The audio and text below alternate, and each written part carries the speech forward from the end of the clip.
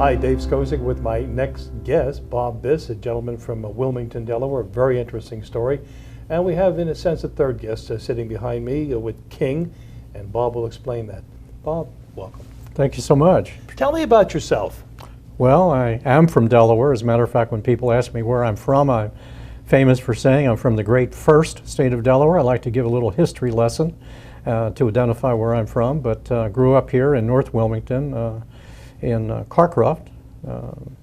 Dad passed, I'm an only child. Dad passed away when I was 10, so learned how to be an entrepreneur from early ages, and went off to college in North Carolina. And after my finished that junior college, I was going to transfer to a four-year school, and I wanted to stay in North Carolina, but I needed a 3.0 and only had a 2.8, so I decided Vietnam is coming, or Vietnam is here, and the thing to do for me was to serve in the military. I believed in that, so I didn't want to be drafted. And we kind of buried the lead here. What's the reason for King here? You were a dog handler. I was a dog handler, absolutely, yeah. I was looking to decide what exactly I wanted to do in the military.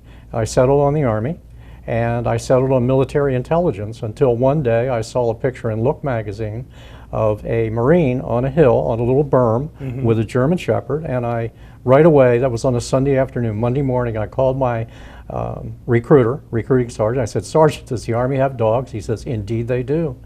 And I said, "Well, I want to be a dog handler. Forget everything that I told you about military intelligence. I want to be a dog handler." He said, "Well, I get good news and bad news. Good news is I can guarantee you'll be an MP if you'll accept that, but being a dog, you've got to volunteer." And I said, "I'll accept the risk." I couldn't volunteer until I got to MP school. So I made everybody there know that I wanted to be a dog handler. And unfortunately, I had KP when they took volunteers. And the sergeant came in the back of the mess hall and he yelled for my name, and I ran up and I said, "Yes, Sergeant." He said, "Didn't you want to be a dog handler?" And I said, "Absolutely." He goes, "Well, I've got some bad news. We already took our volunteers and I've got all that I need." And it was only a few seconds.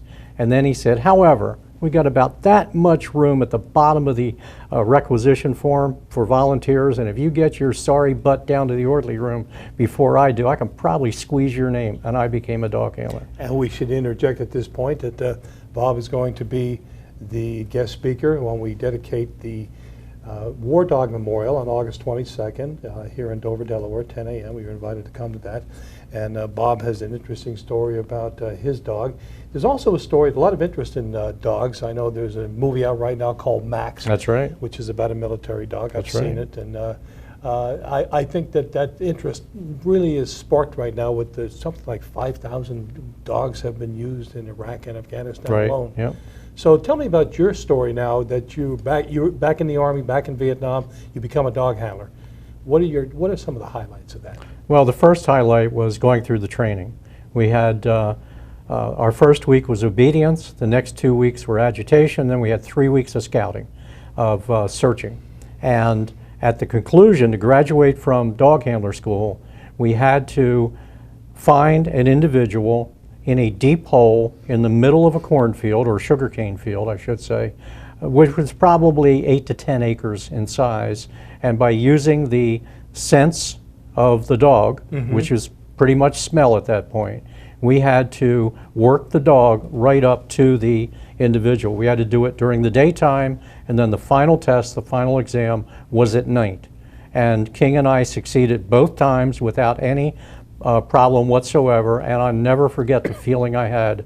I told the sergeant, I said, "Look, you send me to Vietnam, you can have the M16, you can have the 45. If I've got King, I will feel totally secure and we will not have any problems." That's how unbelievably secure I felt with having a dog. You spent 3 tours in Vietnam? I did. I spent 3 tours, and it's not because I had to, because the first tour was required and I volunteered What year for was the that? next 2. I got there in March of 1968. I left April of 1970. God, that was when Tet was winding down. I got there just after Tet, And 1968. so you were with King for all? I was with King for all but about 5 or 6 months. I landed in Vietnam as a private. I was promoted to corporal, and at those days, corporals did not work with the dogs. So I had to get my dog up, but I didn't want to get my dog up. So I went to the company commander and I convinced him that if I could keep my dog, should there be a problem with either one of the dogs or one of the handlers, I could fill in. And he knew exactly what I was doing. Sure. But he let me keep my dog until they promoted me to sergeant and put me in charge of the detachment. And then he said, look, there's no way, bring your dog up. And that was, it wasn't the last time I saw King. I took him up to company headquarters in Long Bin. I was in Venlong at the time. Took him up to Long Bin, and we said goodbye. I don't know if he was crying, but I was crying. Sure. And but then I was sent to NCO school back to Okinawa a little bit later, and I saw him in Okinawa, and we had a good time in Okinawa. And then What was he doing in Okinawa? he was being R&R? retrained. No, Okay. he was shipped back to Okinawa to bring for another class Really? of dog handlers, and he was going to be retrained for another handler. And then when I processed out of Vietnam at company headquarters, he was still at company headquarters, and I got to see him again. Now that's all the good news. Yeah. The bad news is dogs at that point were considered equipment, and when we left Vietnam, we left our equipment behind, and all the dogs were left either to, well, probably to be with the South Vietnamese Army, and then eventually probably consumed. Ouch.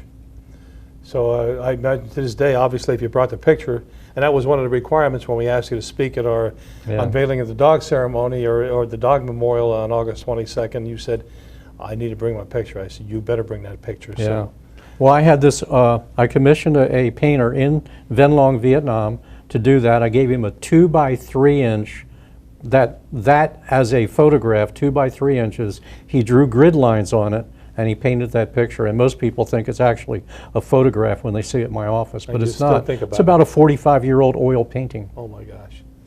So that connection is really something with the Yeah. between a man and his dog, or in these cases, a woman dog handler too. Absolutely. I know Absolutely. they exist as well. Look, I just turned 70, and I got to tell you, I've had a lot of jobs in those 70 years, starting when I was 10, so over the past 60 years. And that, working with that dog as a dog handler, so far is the best job I've ever had. Oh my gosh. And I'd do it again in a heartbeat. I know on the memorial we used a current dog handler from Delaware Air Force Base, a Staff Sergeant Spangenberg, and his dog Rico, war dog Rico, and we were so happy that he posed for a picture, and that will be on the memorial. And I know that that'll be there forever. We hope to have him at our ceremony. Oh, that would be incredible. We already have interest from local and state police, the dog handlers, to be there as well. I know it'll be an emotional thing, and in fact we did it because actually people requesting from the community, when are you going to do a war dog commercial? Yeah, a war dog memorial, and the first contribution was $300 from somebody from downtown. So we said, well, we got to move ahead, and Right. it's going very, very well. Well, we certainly would look forward to having you there. Well, I'm very honored to be asked to be the keynote speaker. I appreciate that. And how I found out about you through a book Right. by Nancy Lynch. Tell me about that. Well, can I just say I love the state of Delaware, and I especially love the fact that I was a serviceman in Vietnam from the state of Delaware, because they took wonderful care of us, wonderful care of us. They gave us the state flag. The News Journal hired an editor, Nancy Lynch, to be a correspondent to all the servicemen in Vietnam who wanted to write to her. I was a prolific writer because I wrote articles about the procurement, the training, and the utilization of sentry dogs in Vietnam. And it was a very popular series of letters. And she told us, someday, as we all say, someday, I'm going to turn this into a book. 40 years later, she did. It's called Vietnam Mailbag, Letters from the War by Nancy Lynch. Highly recommend it. It's an incredible, as a matter of fact, Ken Burns said, as far as he knows, it's the only oral history of the Vietnam War in existence. Really? Yes. You know that story about Nancy Lynch, so many of us like her and respect her. She's come to a number of our events as well as other events because she really bores into what it was like then. She carries those stories. Indeed. And some of them were the last letters that were written. Which again makes it kind of poignant.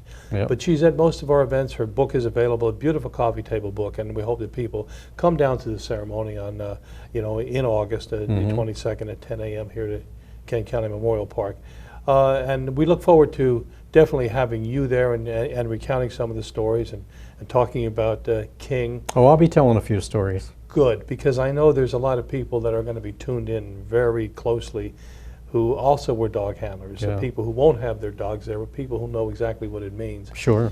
And as I mentioned earlier, there's such a great interest in war dogs, but not because of their viciousness or anything, because they saved lives. Right. The gentleman who I mentioned, Staff Sergeant Spangenberg, he and Rico won a Bronze Star after 2 tours in Afghanistan for saving lives by finding IEDs. Right, exactly. Yep. So is there anything else that you would like to add about your experience? Well, really, like I said, it totally changed my life. It was the best job that I've ever had, and I'd really go back and do it in a heartbeat. Well, you'll meet some of your peers from there. I look forward to that. Not only from your time, but also from today's heroes Right. who go out and do this. Right. And not only in the military, but also from our state and local police. Exactly, yep. Dog handlers.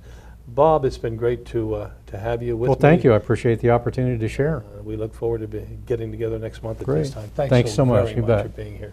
I hope that you enjoyed your time with us today. You had 2 very interesting gentlemen, Ed Suter, CEO of Dover Downs Hotel and Casino, and also Bob Biss, Vietnam War dog handler. And again, let me promo one more time, August 22nd, 10 a.m. at the Kent County Memorial Park here in Dover. We hope to see you there for the dedication of the War Dog Memorial. See you next time.